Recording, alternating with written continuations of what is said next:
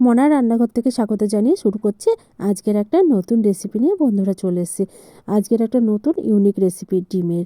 শীতকালে ডিমটা খেতে ভালোই লাগে, তাই ডিমের রেসিপিটা নিয়ে চলে এসেছি। আর ডিমটা আমি খেতে খুবই ভালোবাসি, সেই জন্য ডিমটাই আমি বেশিরভাগ রান্না করে খাই। বন্ধুরা চলো, ডিমটা প্রথমে আমি একটু কড়াইয়ে গরম জল বসিয়ে দিয়েছি। জলের ভেতরে একটু লবণ দিয়ে ডিমগুলোকে ভালো করে সেদ্ধ করে নিচ্ছি। আর মশলার জন্য আমি কাজু বাদাম, গোটা জিরে, গোটা ধনে, আর তোমার দারচিনি, এলাচ, আর একটু আদা আর টমেটোটা পেস্ট করে রেখে দিয়েছি।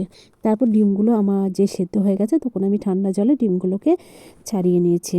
আর কড়াইয়ে সর্ষের তেলটা বসিয়ে দিয়েছি, তেলটা গরম হতে দিয়েছি। আর ডিমগুলোকে আমি ভালোভাবে চাকুর সাহায্যে চারিপাশটা খুব সুন্দরভাবে কেটে নিয়েছি, যাতে ডিমের ভেতরে লবণ ঝালটা ভালোভাবে ঢোকে আর ডিমটা খেতে খুব টেস্ট হয়। সেই জন্য এরকম করে আমি 3টে ডিমই সুন্দরভাবে চাকুর সাহায্যে কেটে নিয়েছি। ডিমগুলো কাটা আমার কমপ্লিট। এবার কড়াই সর্ষের তেলটা আমার চলো গরম হয়েছে নাকি দেখি। তেলটা গরম হয়ে গেলে বন্ধুরা, তেলটা আমার গরম হয়ে গেছে, ওই তেলের ভেতরে আমি এক এক করে ডিমগুলোকে ছেড়ে দিয়েছি। একটু লবণ, একটু লঙ্কার গুঁড়ো আর হলুদ দিয়ে ভালোভাবে ডিমগুলোকে আমি খুব সুন্দরভাবে খুব লাল লাল করে ভেজে তুলে নিয়েছি। ডিমগুলো লাল লাল করে ভাজলে পরে খুবই ভালো লাগে খেতে।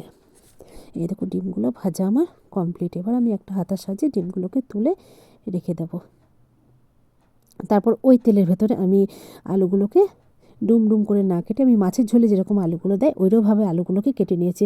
এবার আলুগুলোকে আমি সমস্ত দিয়ে একটু লবণ দিয়ে আলুগুলোকে খুব ভালো করে ভেজে নেব। আমি লাল লাল করে আলুগুলোকে ভেজে নেব। এবার আলুগুলো আমার ভাজা হয়ে গেছে। এবার আমি পেঁয়াজগুলো ওর ভেতরে দিয়ে দেবো।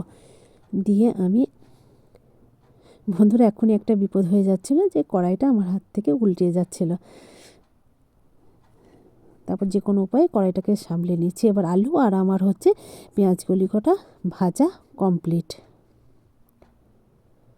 এবার ওটাকে তুলে নিচ্ছি। ওই কড়াইয়ের তেলের ভেতরে আমি একটু চিনি দিয়ে দিলাম, যাতে ডিমের ঝোলের কালারটা খুব সুন্দরভাবে হয়, গ্রেভিটা দেখতে ভালো লাগে। আর 2টো শুকনো লঙ্কা আর একটা তেজপাতা আর একটু গোটা জিরে আমি ফোড়ঙে দিয়ে দিলাম।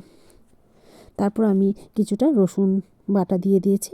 রসুনটা দিয়ে আমি একটু নাড়িয়ে চাড়িয়ে নেওয়ার পর তারপর আমি পেঁয়াজ বাটাটা দিয়ে দেবো। পেঁয়াজ বাটা রসুন বাটাটা আমি খুব ভালো করে একটু কষিয়ে নেব। কষিয়ে নেওয়া কমপ্লিট। তারপর আমি বেটে রাখা বাটা মশলাটা ওর ভেতরে দিয়ে বেশ খানিকক্ষণ আমি নাড়িয়ে চাড়িয়ে নেব। তারপর আমি ওতে একটু হলুদ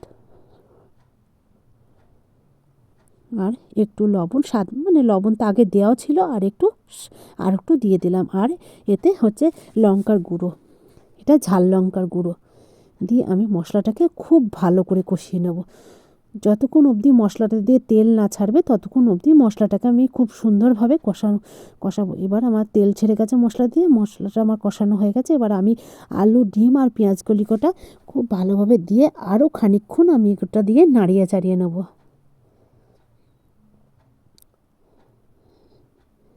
এবার আমি একটু উষ্ণ উষ্ণ গরম জল করে নিয়েছি। এবার ওর ভেতরে আমি উষ্ণ উষ্ণ গরম জলটা দিয়ে দেবো ডিমের ভেতরে। আর কয়েকটা লঙ্কা আমি কেটে নিয়েছি, সেই কাঁচা লঙ্কা কটা উপর থেকে আমি দিয়ে দেবো। দিয়ে হালকা করে নাড়িয়ে চাড়িয়ে দেবো।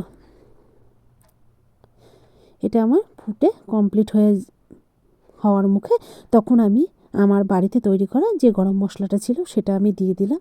দিয়ে একটু নাড়িয়ে চাড়িয়ে নিলাম। তারপর আমি নামার আগে একটু ধনেপাতা দিয়ে দিলাম। ধনেপাতা দিয়ে আবার হালকা করে এটাকে নাড়িয়ে নিলাম। বন্ধুরা আর দেখো আমার আলু, পেঁয়াজকলি, ডিম সমস্ত সব সেদ্ধ হওয়া কমপ্লিট। আর দেখো ডিমের কালারটা একবার দেখো বন্ধুরা, সুন্দর একটা কালার চলে এসছে আর আমার কমপ্লিট হয়ে গেছে। এবার আমি থালাতে এটা নামিয়ে নিলাম। নামিয়ে নেওয়ার পর গরম গরম ভাতের সাথে এই গরম গরম ডিমের ঝোলটা আমি পরিবেশন করব। খেতে বন্ধুরা অসম হয়েছিল। ভালো লাগলে পরে রেসিপিটা অবশ্য করে আমার চ্যানেলটাকে লাইক, শেয়ার, কমেন্ট করতে ভুলো না বন্ধুরা। ফেসবুকে যারা আছো তারা আমার চ্যানেলটাকে ফলো করে আমার পাশে থেকো। আর ইউটিউব চ্যানেলটাকে আমার সাবস্ক্রাইব করে দিও বন্ধুরা। আর অবশ্যই তোমরা এই রেসিপিটা বাড়িতে একবার ট্রাই করে দেখো, তোমাদের আশা করি ভালো লাগবে। ভালো লাগলে পরে অবশ্য করে আমার চ্যানেলটাকে লাইক